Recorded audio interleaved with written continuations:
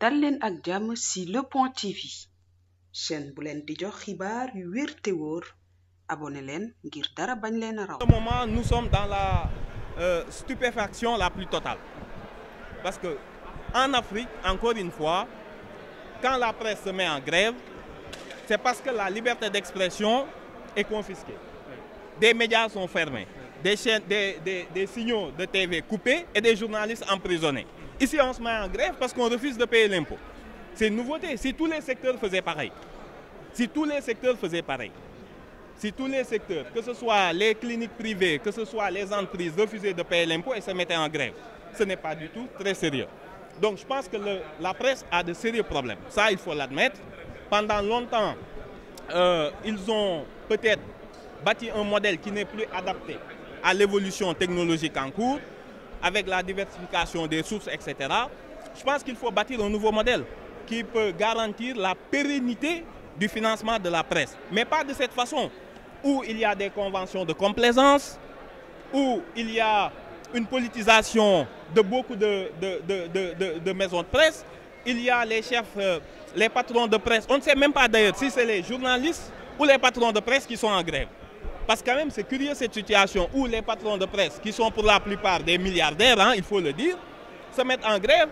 pour ne pas avoir reversé les cotisations sociales dues à leurs salariés, qui sont les journalistes. Donc c'est une situation assez ubuesque. Mais en tout cas, nous sommes en mesure, nous sommes un peu fiers dans la mesure où cette presse n'a pas été bâillonnée, n'est pas sortie en grève parce que ses droits auraient été confisqués. Mais pour ce fondement-là, nous disons que, en tout cas, le Sénégal n'a pas un problème de liberté d'expression, n'a pas un problème de droits de l'homme. Il faut bien spécifier cette situation qui est assez unique et cocasse vue de l'extérieur, où des entreprises de presse se mettent en grève pour refuser de payer leurs obligations fiscales. Donc je pense qu'il y a des concertations nécessaires pour que le modèle actuel soit dépassé, parce que c'est un modèle qui, à mon avis, ne permettra pas d'avoir une presse libre. Une presse libre, c'est une presse qui est totalement indépendante financièrement, qui ne dépend plus de la volonté des politiques, notamment des conventions signées avec les ministères qui imposent parfois la une à cette presse-là. Donc je pense qu'il faut bâtir un nouveau modèle. Il faut s'asseoir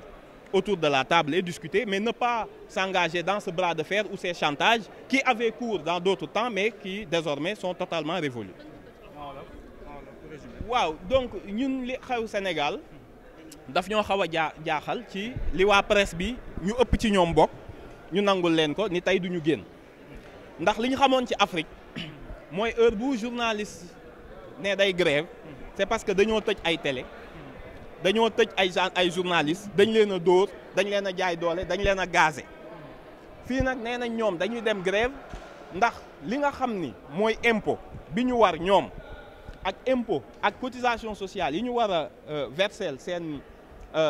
journalistes yi moom la ñu fayul yoreel bor état état ni la fayal nga ni damay dem grève loolu kenn mënu ko dégg kenn mënu ko nangu parce que yeneen secteur yëpp suñ ko defee kan mooy fayal journaliste bi retraite am kan mooy fayal journaliste am cotisation sociale am ñoom ñoo ko jël fan lañ ko dugal journalistes yi ñoo waroon grève contre le patron de presse ni leen suñuy cotisation sociale fu ngeen ko dugal parce que da ngeen ñu koo collecté dagguñu ko ci suñuy salaire ba pare damm ko ci seeni poos loolu moo jaaduwul mais loolu yëpp ba mu amee pour ñu xam ne dañoo war a dajalewaat nit ñi journalistes yi ak état ñu toog presse bi dafa nekk ci jafe-jafe ndax modèle bi mu doon fonctionner moom moo yegg si tey ci limitam loolu kese la au lieu ñu comprendre ko noonu ñu jéem a dugg ci chantage bi ñu xamoon xaaral gouvernement bu ñu joxul xaalis bu ñu signéelul convention ñu bind ci ñoom yu bon loolu moom régime bii du ko doxe nee na leen na ngeen ñëw ngeen toog ñu waxtaan bu ñu lijjantee cotisation sociale yeeg yooyu ba pare ñu toog nag waxtaanee un nouveau mode un nouveau presse bu bees boo xamante ni dañ koy garantiral un financement pérenne parce que presse bu yorul xaalis indépendance financière bu ko presse amul du mën a libre te presse dafa am solo ci réew donc ñëwuñu état bi jógul régime bi ñëwul gouvernement bu président Ousmane Sonko président Bassirou Diomaye Faye jóguñu pour bâillonner la presse lu dul ni leen li ngeen fi yoroon te yéen a ko yor ci régime mu Macky Sall dem leen ngeen wax ak waa impôt ngeen xool nan ngeen di juboo ak ñoom loolu jarul grève parce que chantage bi du jàll ndax yeneen secteur yëpp bu ñu leen bàyyee ñu jàll yeneen secteur yëpp def ni ñoom daal ni ñun tamit suñ grévé du ñu fay mais cotisation sociale salarié bi moo ko moom ndax bu demee retraite loolu lañ koy fay léegi yow boo dammee sa poche retraite bi nga xam ni da nga ko koo dagg ci salaire am te versé woo ko ñëpp def noonu je pense réew du doxe noonu. maintenant nag war nañ waxtaan ñun ñëpp ñu daje ndax presse lu am solo la ci réew démocratie mënul dem sans presse mais presse boo xam ni dañ ko marchandiser politiser ko mu nekk levier boo xam ni dafa am certains patrons yu koy utiliser pour seeni business loolu moom dafa war a jeex parce que journaliste bi bu libreul indépendant financière bu ko amul groupe de presse yi suñu amul modèle bu bees boo xam ni ci la ñuy fonctionner mais ils vont dépendre toujours des turpitudes des politiques te loolu baaxul ci presse bi baaxul ci image yu presse baaxul ci démocratie donc foofu lañ toll mais ñu ngi ñaan ñu dajaloo ñoom ñëpp ñu waxtaan et je pense que suñ ci génnee chantage bi patron yi di def jàpp ma ni journaliste benn boo xam ne dafa ni dañ maa xañ ma wax amu fi benn bi ñu fi régime bi ñëwee ba léegi déggaguñ benn journaliste bu ñu emprisonné déggaguñ benn maison de presse bu ñu tëj juguñu journal boo xam ne nangu nañ ko wala ñu tëj ko loolu moom foog mu leer ci bopp nit ñi maintenant toog leen ngeen waxtaan ak état pour ñu def les états généraux de la presse wala les assises des médias ñu trouver parce que médias yi bari na kenn xamul kan mooy kan bis bu nekk nga gis titre bu bees titre bu génnee une semaine jaay benn nit pendant une semaine dootoo ko gisaat régulation boobu dafa am parce que c'est un pilier de la démocratie kenn du bàyyi presse bi ñu koy salfaañe wala ñu ciy def ay marchandage wala ay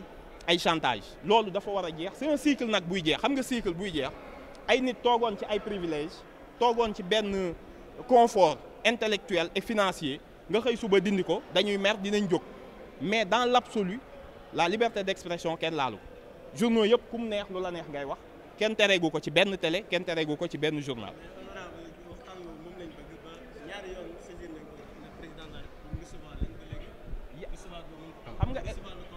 xam nga état bi dafa am nu muy doxee yàlla ministre d'abord bi nga xam ni moom lañ dénk lool affaire bi régime yu njëkk yi li mu amoon mooy da ngay tëb ministre tëb premier ministre tëb ñëpp dem ci président mu régler la lépp nga demaat sa yoon ñoom loolu lañ xamoon état nag bii dafay am nu muy doxee nañ dem saisir ministre bi président kenn du ko forcer man bu ma kon ku mu neex nga dem présidence déposer sa lettre ni ko da nga may recevoir par la force du noonu lay doxee y a pas une volonté bañ leen a recevoir wala benn mépris buñ ci am mais nañ ko def dans les règles de l'art ñoom li ñu xamoon logiciel bi ñu daan fonctionner avant suñu menacé gouvernement bi tordul ko le bras gouvernement bi cédé loolu lañ leen ni jeex na ñoom nag dafa am ci patron de presse yi loolu moo des ci seen bopp te loolu lañ ni leen duñ ko continuer mais le gouvernement est disposé à discuter parce que tey ku amul presse mënoo wax yaa ngi ci démocratie donc le gouvernement a intérêt à avoir une presse libre une presse boo xam ni fiabilité ak solidité financière am dootul dépendre ci desiderata politique dootul rek man da ngeen may neex bu ngeen bindee lu ma neex ma jox leen xaalis bu ngeen joxul cotisation sociale ma génne leen amnistie tant que yéen a ngi ci li ma neex tant que yéen a ngi nekk bras armé d'un parti pour xeex ñeneen ak et cetera il faut ñu assainir loolu mu nekk une presse responsable qui suit le gouvernement su defee lu jaaduwul mu wax ko loolu mooy dundal démocratie mais chantage bi moom na jeex. waaw bon ouverture session bi session extraordinaire la parce que dañ ni leen woon premier ministre dafa ni woon seen règlement intérieur baaxul changé leen ko ma soog a ñëw ñu ne ko prétexte ngay wut mais ñoom tey ñoo ñu woo ni ñu kaay leen moo ngi nii dossier baa ngi nii ñu changé règlement intérieur bi ndax li ngeen doon wax dëgg la donc tey li premier ministre doon wax dëgg la ndax l'objet de cette session extraordinaire bi ñuy def mooy pour changer effectivement le règlement intérieur pour se conformer à la restauration post premier ministre bi ñu delloosi donc ñu ngi xaar conférence président yi réunir tout à l'heure ñu wax ñu calendrier bi ñu discuter ko en plénière ñu xool lan lañ ciy téye ak lan lañ ci dul téye noonu la demee merci beaucoup. dal leen ak jàmm ci Le Point TV chaîne bu leen di jox xibaar yu wér te wóor abonné leen ngir dara bañ leen a raw.